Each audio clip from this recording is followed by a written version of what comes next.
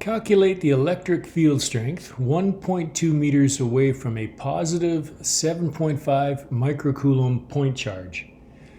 I've drawn the charge on the left.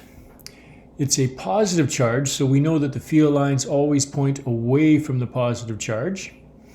And the strength of the electric field is represented by the density of these field lines. So we can see that these field lines are closer together when they're near the charge, and they get further apart farther away. So that means the electric field is strongest when it's close to the charge and gets weaker with distance, as expected. Now we want to calculate the electric field 1.2 meters away. So that'll make a circle around the charge whose radius is 1.2 meters.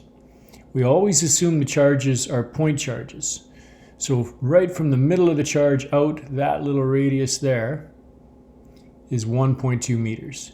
And we want to know what the strength of the electric field is at any of these spots. We already know that it's going to be pointed radially away from the charge. Now to calculate that electric field, for a point charge, the formula is K Q over R squared, where Q is the magnitude of the charge and K is our Coulomb's constant. So it's a fairly simple calculation. 9.0 times 10 to the 9th is Coulomb's constant. Q is 7.5. Now we can't use microcoulombs, we have to use coulombs. So the conversion is 10 to the negative 6. And we divide it by our distance from the center of that charge, the location, which is 1.2 meters, all squared.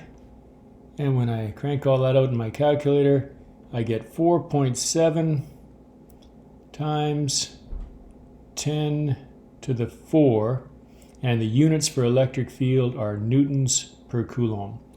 So it'll be 4.7 times 10 to the 4 newtons per coulomb at a distance of 1.2 meters away from the center of a positive 7.5 microcoulomb charge. And the direction will be away.